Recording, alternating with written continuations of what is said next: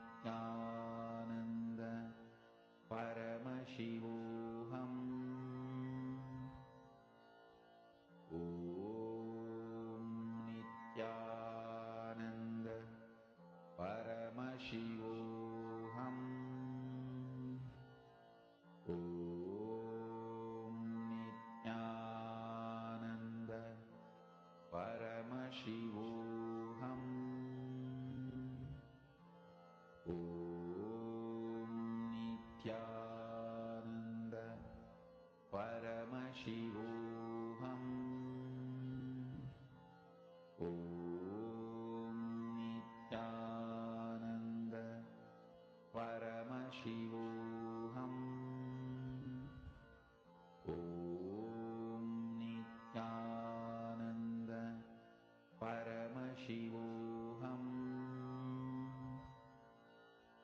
Om Nithyananda Paramashivoham. Om Nithyananda Paramashivoham. Om Nithyananda Paramashivoham. Om Nithyananda Paramashivoham. Om Nithyananda Paramashivoham. Om Nithyananda Paramashivoham. Om Nithyananda Paramashivoham. Om Nithyananda Paramashivoham. Om Nithyananda Paramashivoham.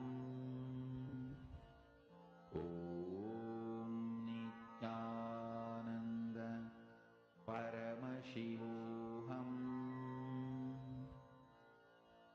Om Nithyananda Paramashivoham. Om Nithyananda Paramashivoham. Okay, let's all relax. You can start posting your answers. Whatever Paramashiva has revealed to you about this particular person, you can start posting a short biography of this person. Maybe some 5 to 6 lines you can start posting.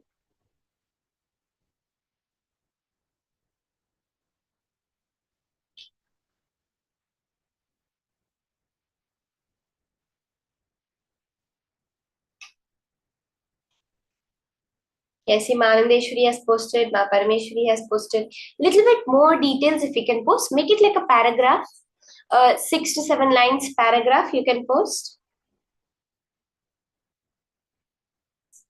about this particular person. How old did he live to? What was his age when he passed away?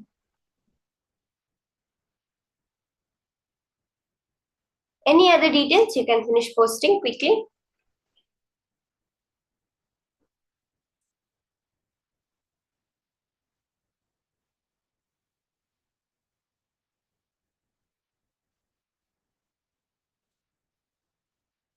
Okay, Ma Sonia Rao, I'm seeing your answers.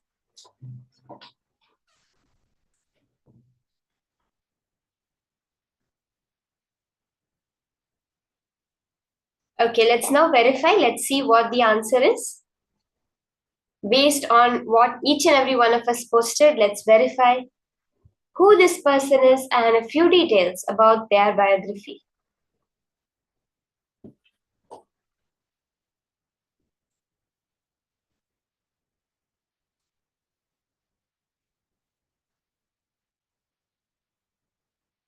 So this person is Muso Suzuki. He lived from 1275 to October 20th, 1351. A descendant of Emperor Uda, was a prominent figure in Japanese Buddhism and culture. Ma Sonia Rao, you saw Buddhism. Raised in adversity after losing his mother at young age, he embarked on a spiritual journey studying Shingon and Tendai Buddhism. A pivotal dream in 1293 led him to embrace Zen Buddhism, and he furthered his studies at Kenninji Temple in Kyoto.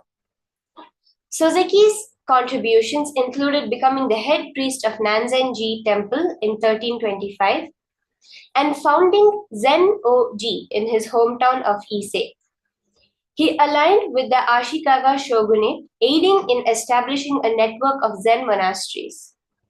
He revived trade between Japan and China, left a lasting impact through Zen teachings and garden design, and passed away in 1351, honored with titles like the Teacher to Seven Emperors for his profound influence on Japanese culture. So you can go back, verify whatever you saw. I know many people saw Buddhism. I would like more and more people to go into the details. You can put their names like this. What are all the monasteries that he was a part of? For all of you that saw Buddhism.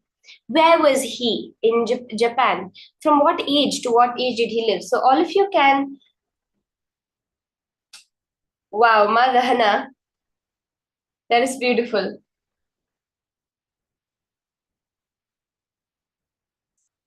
You can go back and check on all the questions that, all the answers you have written, especially on the dates. Those who saw the age, you can calculate his age, how long he lived.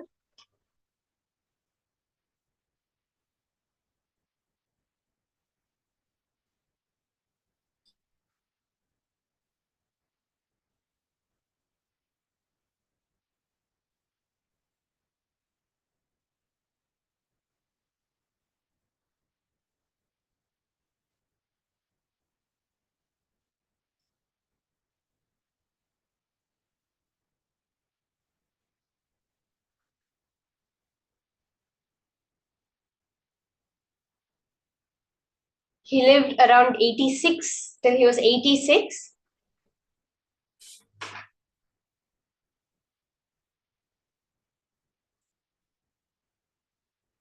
Okay, why Yingning, you have gotten the dates so accurate.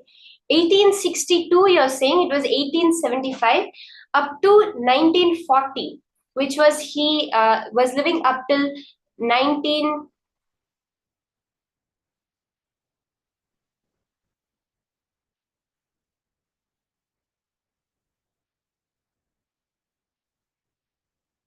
So, you're seeing the last numbers very accurate. Instead of 1275, you saw actually 1862, which is 6275 are nearby.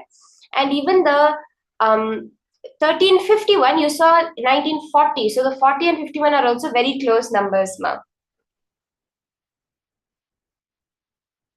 Priyatma Surupini, you saw that he did research on plants. He's known for his garden designing. That is also one thing that he's known for.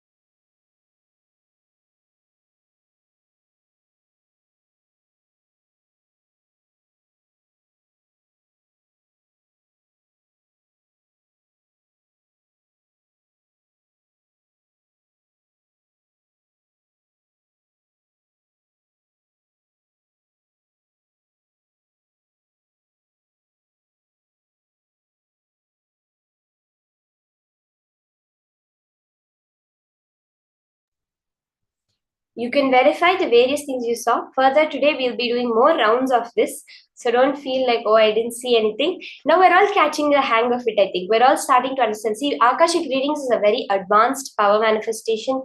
And only very much later, Swamiji had actually opened up this power for everyone to manifest. So we're having it today. We'll be having it further in the program. Also, more rounds of this power of Akashic reading. Just connect to Swamiji.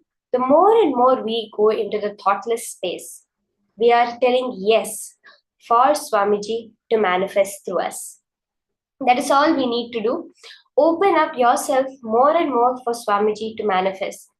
So many people have shared that when I myself have done the Akashic reading for them, actually, when we do the Akashic readings, the Palasans, when we invoke Kala Bhairava after the puja, we don't actually remember much of what happens. But so many people have shared for me, to me itself, like when I was manifesting Kala Bhairava through me, how I was able to read their minds. I was able to tell things that had happened, that had not yet happened, but which later happened so much in the future. So, like this, each and every one of you will be able to manifest it so accurately for the whole thing to happen. Now we're going to be entering into the next session, Greater Revelations from Swamiji on Conquering Desires. Is desire wrong or not? Should we have desires? How do we achieve our desires? All of this Swamiji is going to be revealing in this session. Let us now listen to the higher powerful cognition on conquering desires from Swamiji himself.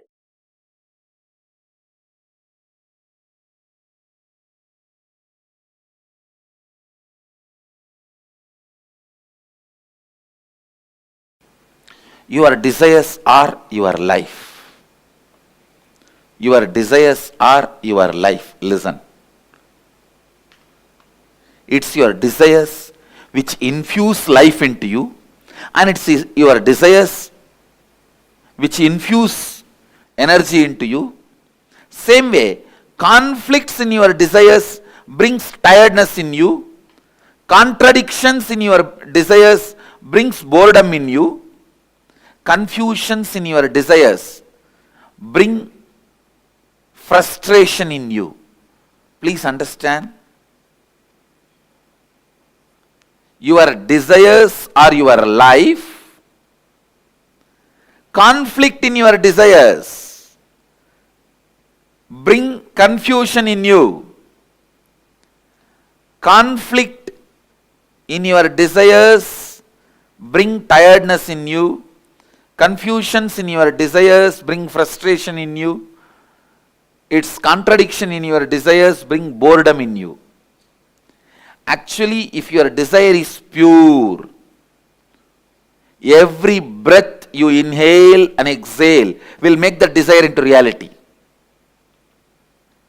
When your desires have conflict, confusion and contradiction, every breath brings tiredness, boredom, frustration in you. Every breath is like a air blower into balloon. Your desires are the shape of the balloon. If the shape of the balloon is Tom and Jerry, when you blow the air, you will have Tom and Jerry. Conflict, constant conflict.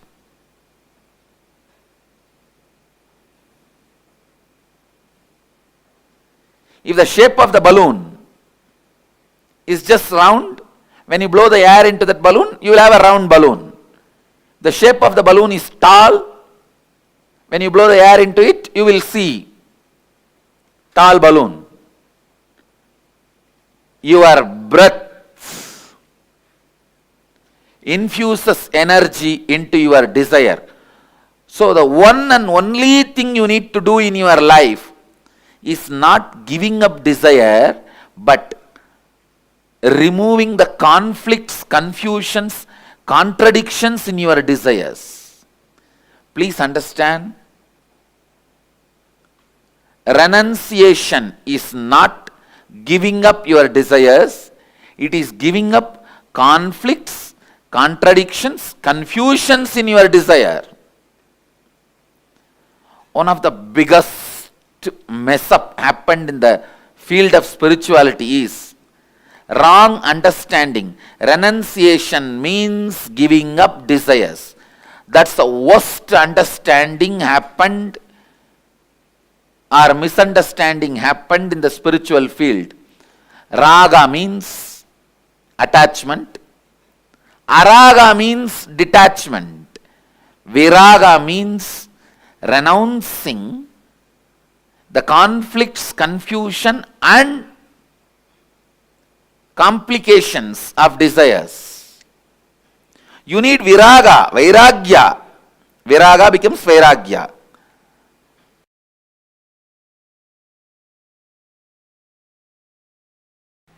Be very clear. This is what I call, this is the definition of renunciation. Remembering nothing can make you powerless.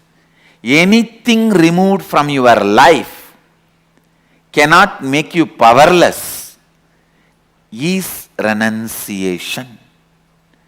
Vairagya. Raga means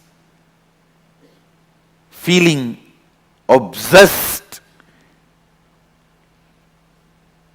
completely overpowered by the desire. Desire is raga. Attachment is raga. Obsession is raga. Araga means detachment, hatred. Viraga means knowing very clearly whatever you think as even core of your life, even those things, if they are removed, you will not become powerless. You will not miss them. You will not become empty. You will not be disappointed. You are not going to become dead. You will even forget you had those things or beings as part of your life. Having this clarity is renunciation. Understand? Having this clarity is renunciation. I tell you, this clarity, when it becomes your strategy in your life, business is war, your living is war, relationships are war, everyone is in their own Kurukshetra. Understand? Kurukshetra has never ended. Everyone has their Kurukshetra. Let this be your strategy for your Kurukshetra. No one can win you. No one can shake you. No one can frighten you.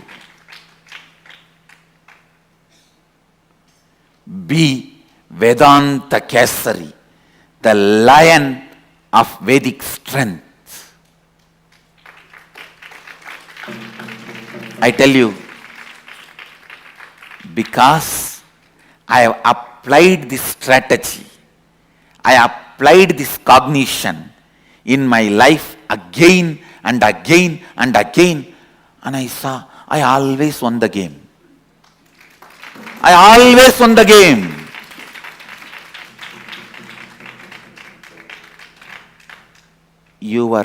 The moment you have a fear that if something is removed from your life, you will become depressed, you will become empty, you will lose life. That fear becomes strength of your enemy. When he knows you can't be frightened, he becomes powerless. Understand? If you can be frightened, your enemy is powerful. If you can't be frightened, your enemy becomes powerless. I tell you, this simple understanding of me and this simple cognition of me, anything can be removed from me. I will not become powerless. I will not become depressed. I will not lose anything. I will not be lost. I may not even remember that I had that in my life. Be very clear. The spiritual truth, when it becomes part of your cognition and strategy, anywhere you go, Krishna is driving your chariot.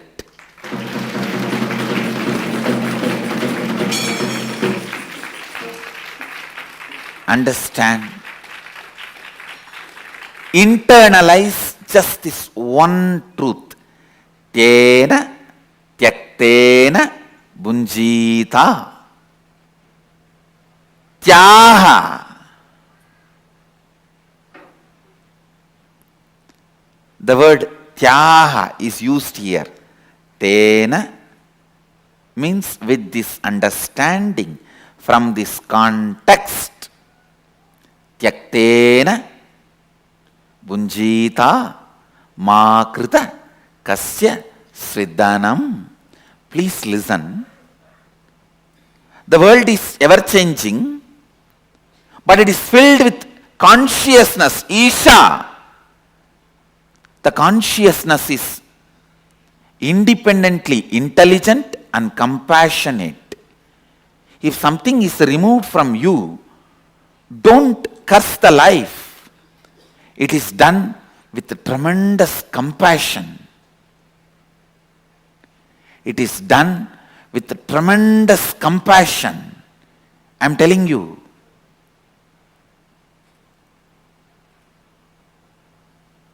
Here, Upanishads are declaring you to do tyaha, renouncing, you to renounce with this context of Isha Vasyam Idagum Sarvam Yatkincha Jagatyam Jagat.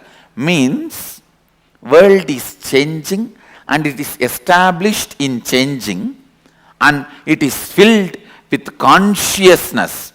Sachidananda, which is intelligent, truthful, blissful and compassionate. I tell you, a blissful being will always be compassionate being.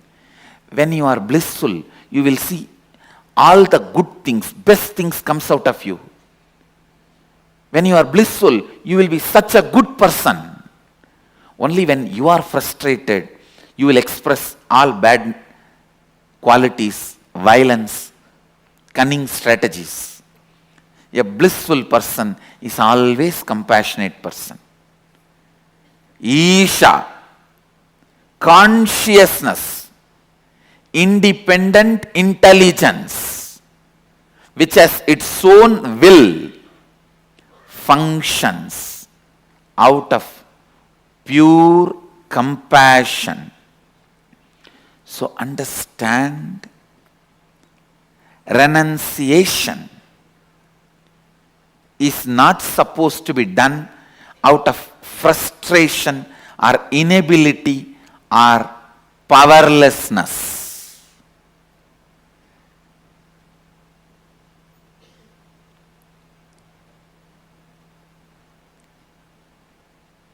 Whenever anything was removed in my life, I always saw life is only making me pure and it is celebrating itself through me. It is providing opportunities to reinvent myself. Understand? When life removes something from you, it is providing opportunity for you to reinvent yourself.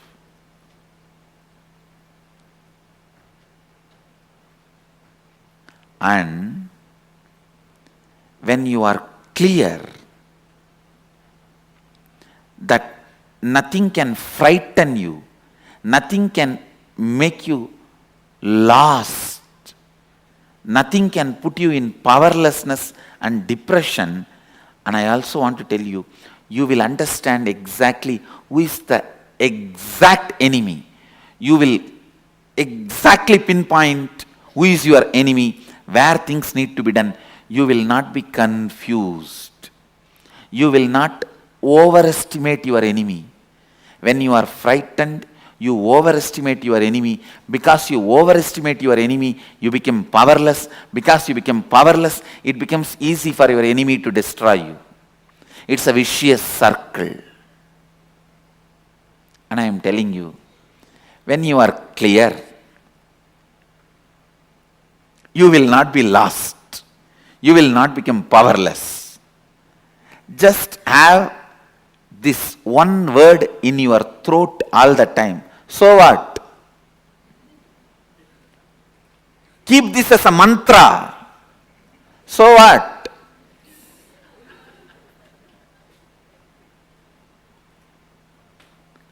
Know clearly. Nothing removed from you can make you powerless. And life removes it only to make you understand you can live without it. Reinvent yourself. Wake up.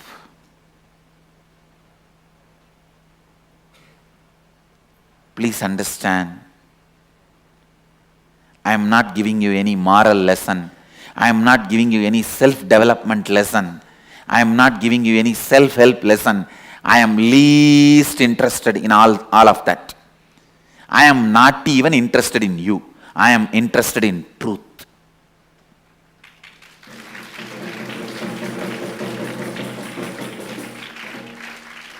I am just interested in truth. I am singing it. Whoever wants to catch it, catch it.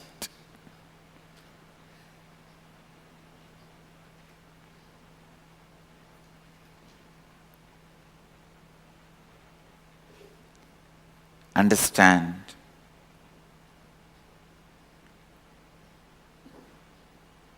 This one truth. Internalize. Internalize. Internalize. Today's homework for all the satsangis. List out 10 items which you really thought if it is removed, you will be lost, your life will collapse, but it was removed. Not only you are living your life now, you even forgot you had that once in your life as part of you. And I guarantee you will have 10 things, either persons or things or place, at least 10 things will be there. Pen them down and put it in your Facebook as a status. Pen the 10 things down, put it in your Facebook as status. With your own understanding of today's satsang, you paraphrase it. Now whatever I shared, you paraphrase it and put these 10 things which was part of your life, which you really felt if it is removed, you will collapse. But now it is not there in your life, and not only you have not collapsed, you even forgot that they were part of your life at one time.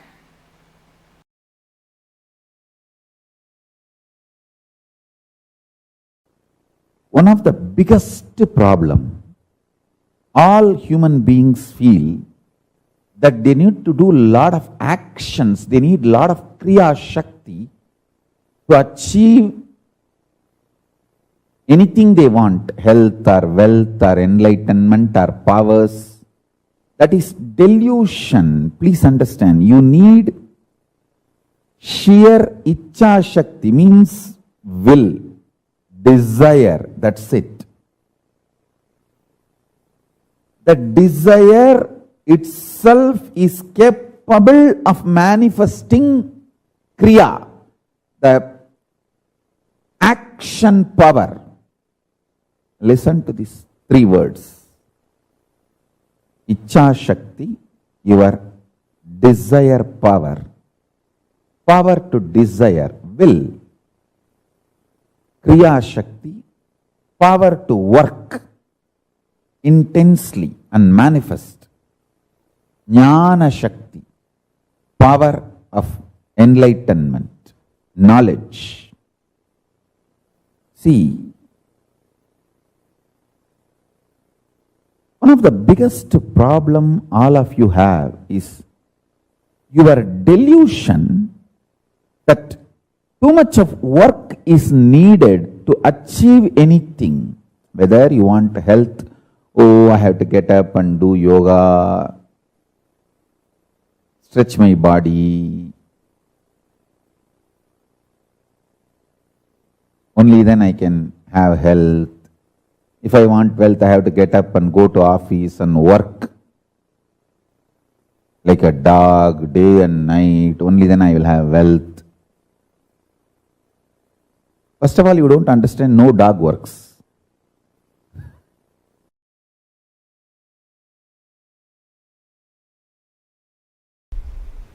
Third eye. It is also described as Anya in Sanskrit. Anya means will. Will to exist or will to collapse. Any will you carry is Anya. If your will gives you the hope about life, you will have life. If it gives you hope about death, you will have death. Anything you decide with your will, you manifest that. Understand, every breathing you do, you are giving life to your will to manifest. Every rupee you spend, you vote for that. If you are spending 1 rupee on pizza, you vote for pizza and its future. If you spend 1 rupee on Coca-Cola, you vote for Coca-Cola and for its future. On anything you spend money, you vote for it. On any idea you breathe, you make that into reality. Your will, what it carries, hope or hopelessness, right or wrong, good or bad. Listen carefully. Right or wrong, good or bad, hope or hopelessness. Whatever you carry in your anya, in your will, you are breathing life into it continuously. You are giving life to it. That is why I am saying your anya is the most sacred spot in your life. Your anya is the most sacred space in your life. What you cherish in your anya matters. What you cherish in your will matters. Let me repeat once more. Listen intensely. Your third eye, which is called Anya in Sanskrit, which literally means will. If your will perceives hopeful future, you breathe life into that future, that kind of a future. If your will perceives hopelessness, you breathe life into that kind of a hopelessness. What you perceive through your will as possibility of your life matters. Don't think you can go on be perceiving negative possibility and suddenly out of the blue something great positive will happen. No. No. Everything unexpected is accident. Listen. Everything unexpected is accident. You can't cope up with it. Even if it is lottery, you can't cope up with it.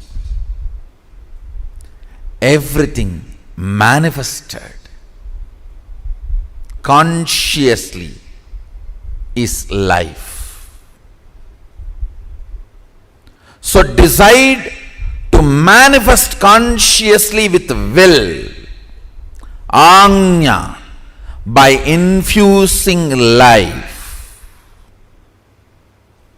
It can be anything you want. Health, wealth, spiritual powers, anything you want. You can manifest from the will, because every breathing you do, you are empowering your will. You are strengthening your will. You are infusing life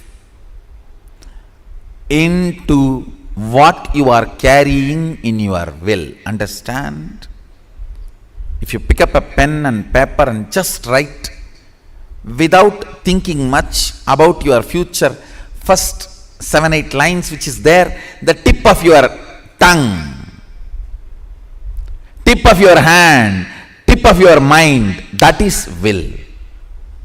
That is what is your will. Understand? I am giving you the tip to find what is in your will.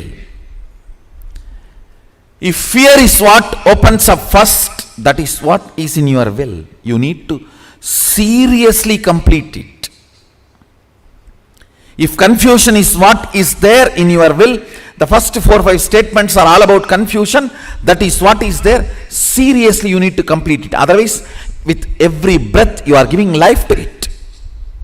Unplanned, without planning, spontaneously what is there on you.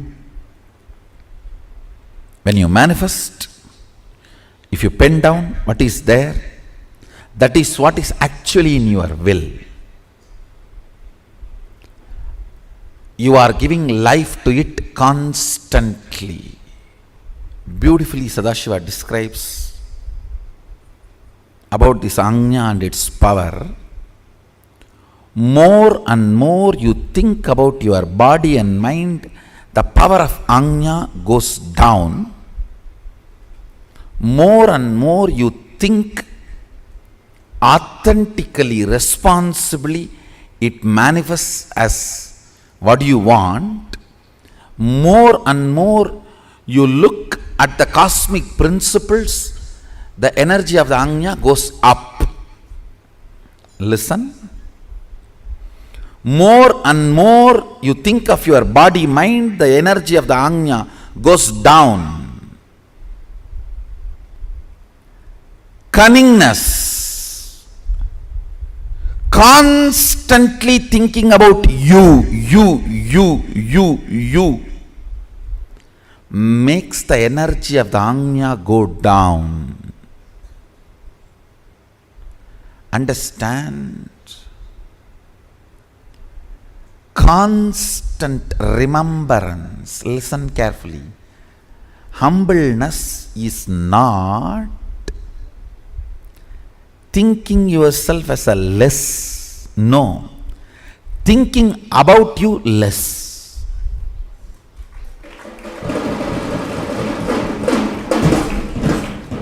Humbleness is not thinking yourself as less. Listen carefully. These so-called humble people are the most cunning. The record says Saguni used to be very humble. Very humble. Humbleness is not supposed to be having low inner image. No. Not remembering your inner image is humbleness. Inactive, passive inner image is humbleness. Not low inner image is humbleness. Understand? There's a big difference. Low inner image is not humbleness. Passive inner image, inactive inner image is humbleness. Inner image from which too much of thought currents are not released. Very passive. That is humbleness. Intuition, melting the wax, and how it relates to the 25 states of consciousness? Yes. Listen. Intuition is from this Turiya and Turiya, this state. All of you listen carefully. Whenever, whether swapna, dream or waking state, come near this Turiya and Turiya, the intuition is experienced. It is like a Turiya and Turiya is like a huge fire. And dream and waking, both states are made of the same wax.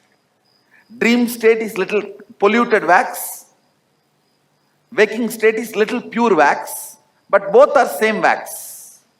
When that wax is brought near the Turiya, not only Turiya gives the information about your future, it gives you also the energy to change the wax as you want, manipulate it as you want,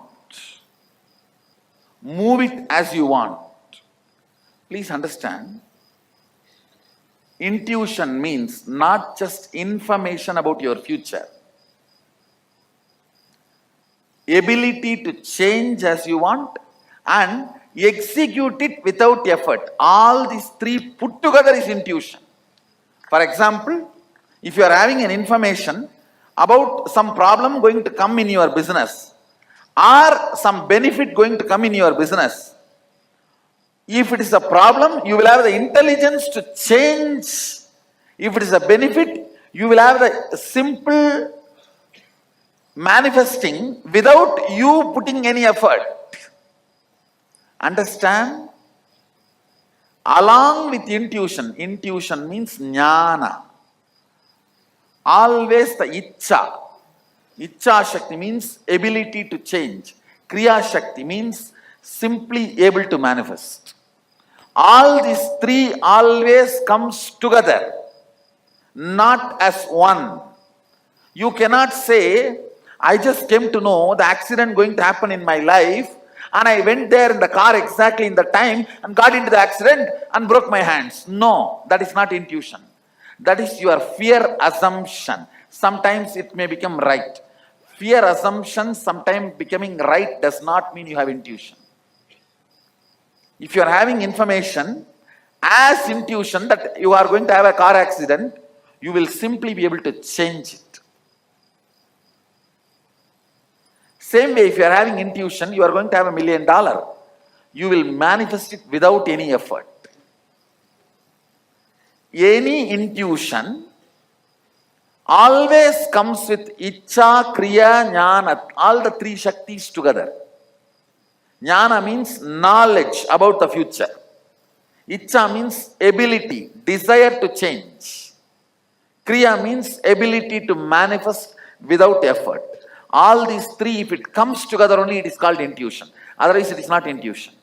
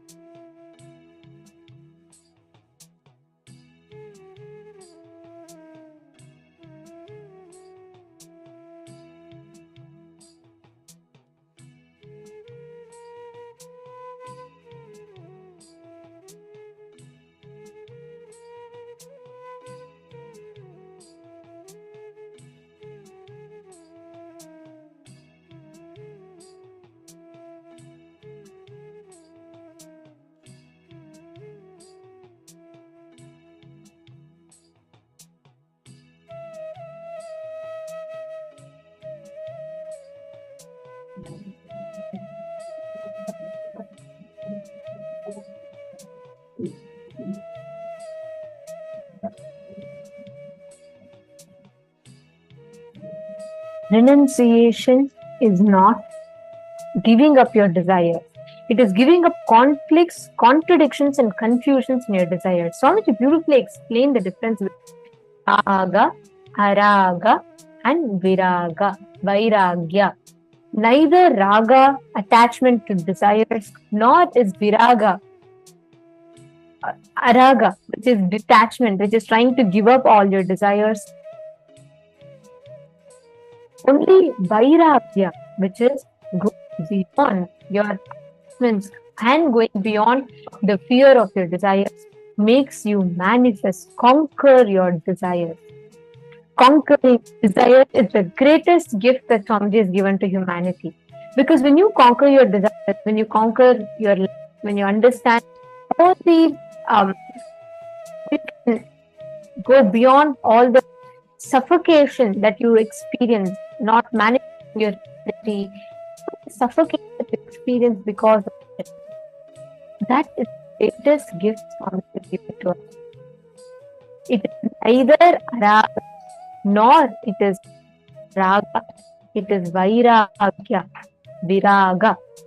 That makes us a desire. This is the key that Swamiji has gifted to all of us. The key to understanding, the key to manifest your desires, the key to successfully create reality as you want. I just wanted to ask all of you right now, what did you understand?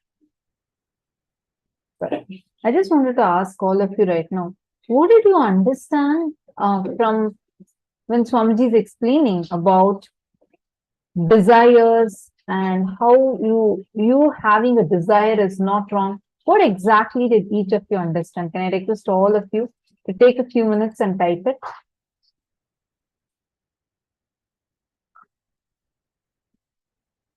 Please take a few minutes and type it.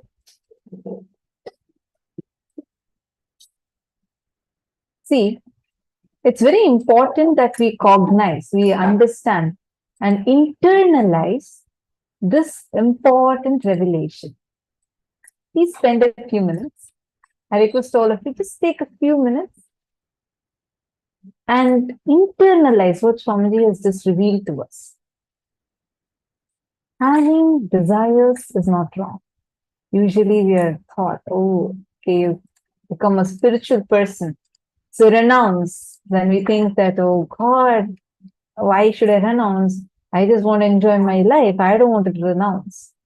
Well, renouncing is not about renouncing your desires. Having your desire is not wrong. If you don't have desire, how will you exist? How will you breathe? Desires are not wrong. You're breathing because you want to exist. You have a desire to exist. So you cannot live without desires. Swamiji is not saying live without desires. Swamiji is saying purify your desires.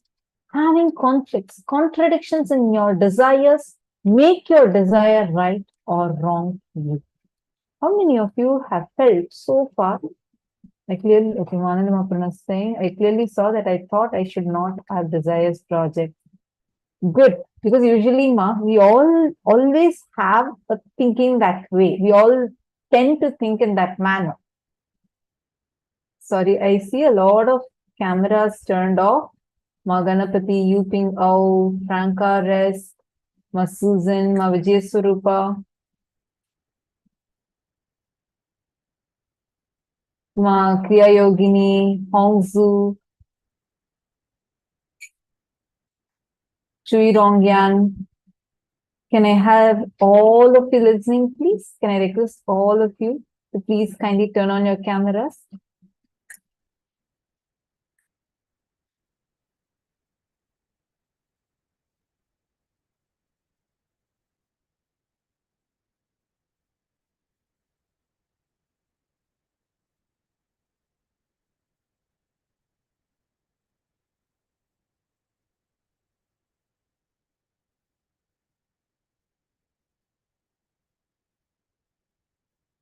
Thank you.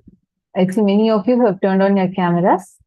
Can I request all of you now, take a few minutes and write down what you have understood. Thank you so much. So nice to see all of you. See many more people who have come on camera. It's so nice. Take a few minutes and all of you type and post what you have understood.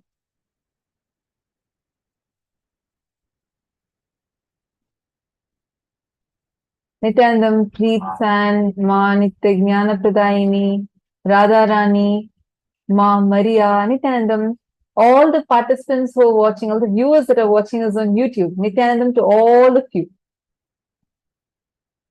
Take a few minutes and can each of you also type out what exactly you understood so far from this session so far. What exactly did you understand?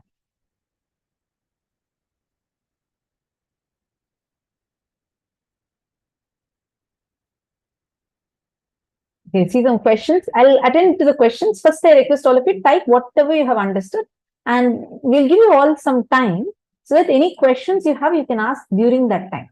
Right now, first, all of you type down clearly what you have understood.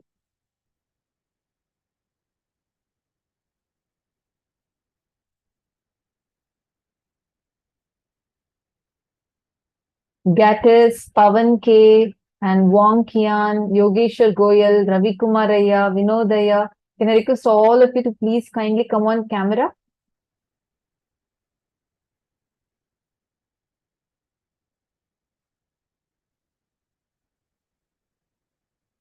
Okay, thank you, Danyar Bhatia. I see your understanding that you have posted.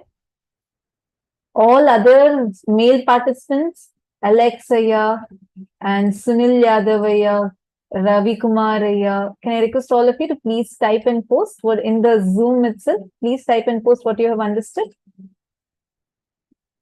Nithyanandam, Ravi Kumaraya, where are you from?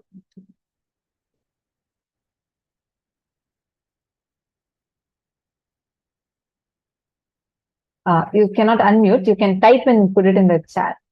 But we have like 10 rooms, so we don't have the facility of hearing you, but we can see your chats.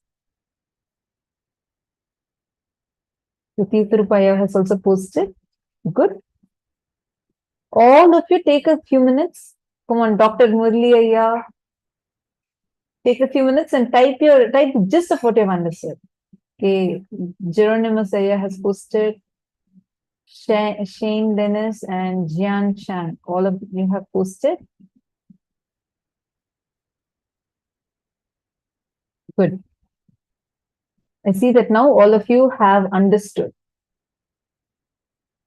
See, listen carefully. Now, the desires we have, as all of you have posted, these desires are not wrong, but the contradictions, conflicts in our desires make the desire wrong. For example, first we need to further understand how the things that we are holding on to. See, when we say renunciation is not about giving up on your desires. It's giving up on conflicts, contradictions, confusions in your desire. And take a strong decision. Now take a strong decision inside of you. Decide that if anything that can be removed in me, removed from me, I will not become powerless. I will not become depressed. I will not lose anything. I will not be lost. I may not even remember that I had it in my life. Like this, how many such things are you able to see in your life? Take a few minutes and start penning them down.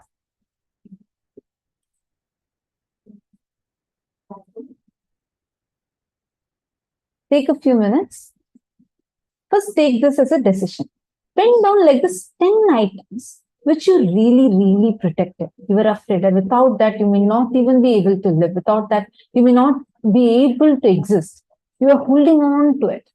But then after it was taken away, you even forgot its name. Start from your childhood. Probably when you were 3, you had a favorite toy car. You thought like you will never ever lose it, or that you can never be without it. And now when you become 40, you no more even remember them.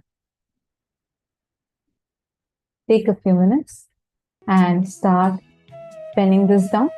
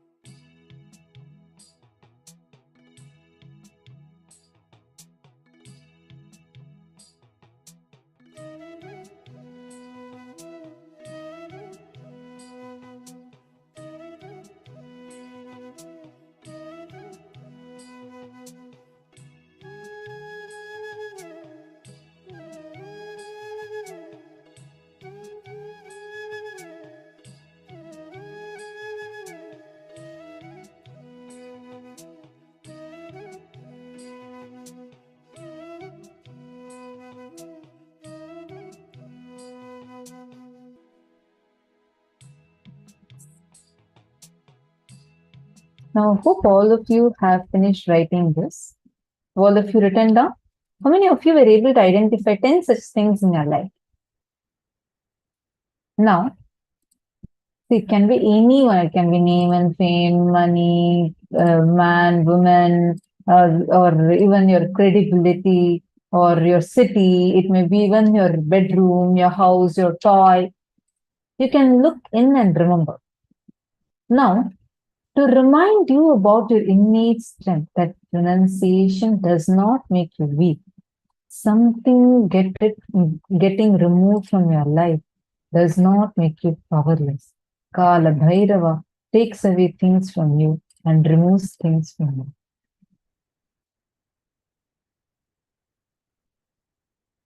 Now, we all listen to Swamiji revealing about this. Now, take a decision. And actually, if any of you have any questions, you all can post now. Just put it as question and put it in the Zoom. So if any of you have questions, you can take your questions now before we move to power manifestation. The conflicting desires, contradictory desires, we'll actually be working on this on the day of wealth, when we are going to be doing the wealth manifestation, which will be on September 7th, on Krishna Janmashtami day. On that day, we are going to be working on this conflicting, contradictory desires in a much deeper level. Right now, understand that renunciation, just this one understanding, will remove so much of a pain related to desires from you.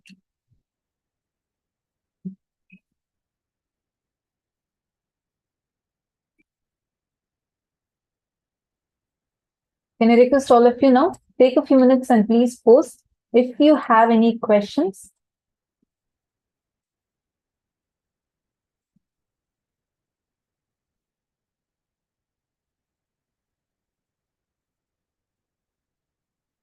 Ma Ely, I see that you posted you're feeling sad about this exercise. There's nothing to feel sad in this. Understand, this is to empower you. It means you're not remembering the right thing. Take a few minutes and look in. Go to your young age. See some things which now you lost it, but now you don't even remember about it. Take a few minutes.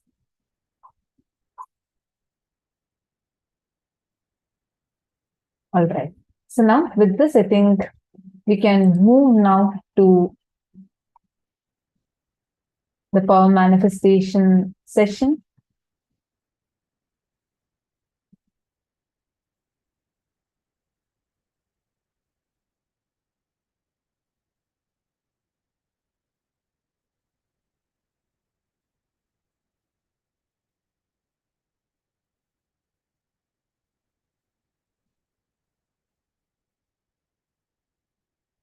This is the gift that all of us are going to be receiving today.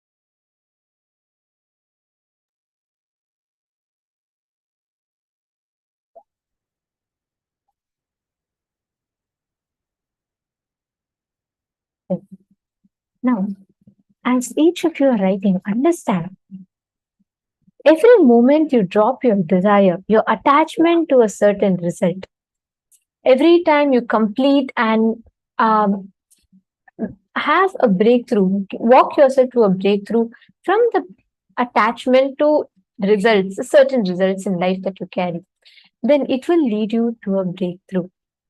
Please understand, every one of you that are sitting here, all of you, when you just walk yourself through all the fears and when you walk out of it, you will experience a breakthrough. If your desire is pure, see, Swamiji tells, even the next breath will not go inside your body if there's no desire. Desire is important.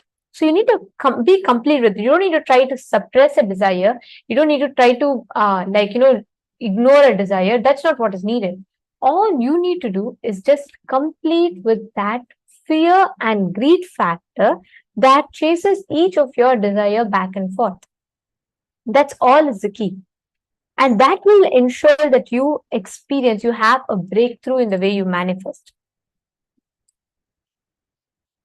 Now, let us enter into the next round of power manifestation. In this round, what we are going to be doing is, each of you are going to be connecting to one partner.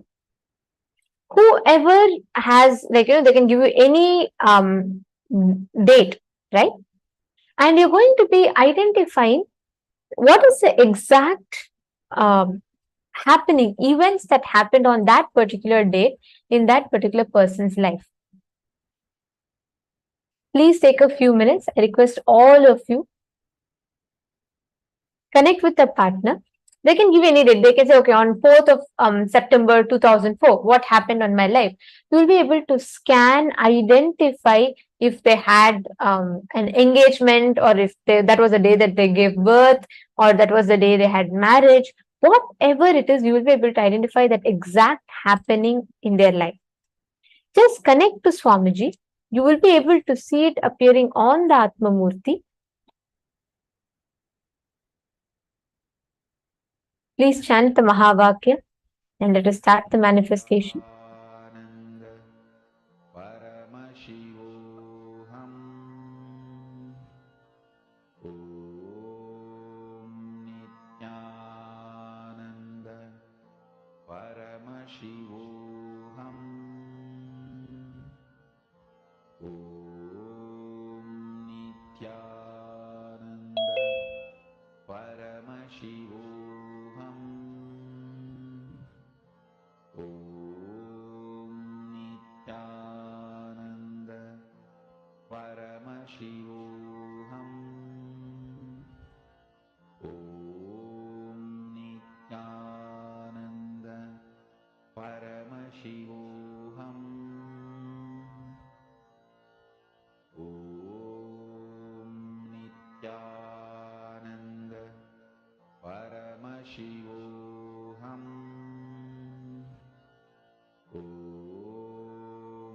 Nithyananda.